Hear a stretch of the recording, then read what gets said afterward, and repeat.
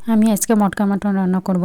তো অনেক দিন থেকে ভাবতেছি যে আমি মটকা মাটন রান্না করব, কিন্তু হাঁড়ি না থাকার কারণে আমার রান্নাটা করা হয় না।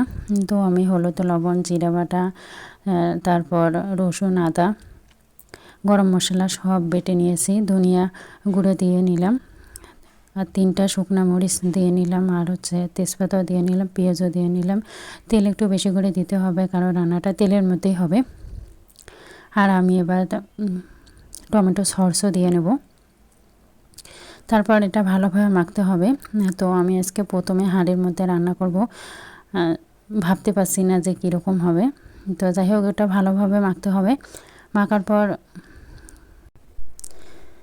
ভালোভাবে মেখে, হ্যাঁ, এখন আমি হাঁড়ির মধ্যে একটু তেল দিয়ে নেব। তো একটা হাঁড়ি আনতে বলছিলাম, সে কত বড় একটা হাঁড়ি আনছে। এই হাঁড়ির মধ্যে 2.5 থেকে 3 কেজি মাংস ধরবে।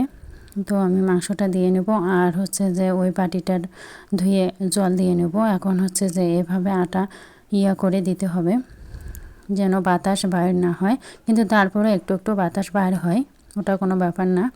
তো আমি 40 মিনিট এভাবে অল্প আছে রান্নাটা করেছি। তো রান্নাটা হয়ে গেছে, এখন খুলবো। দেখেন খুব রান্নাটা কিন্তু অনেক সুন্দর হয়েছিল, অনেক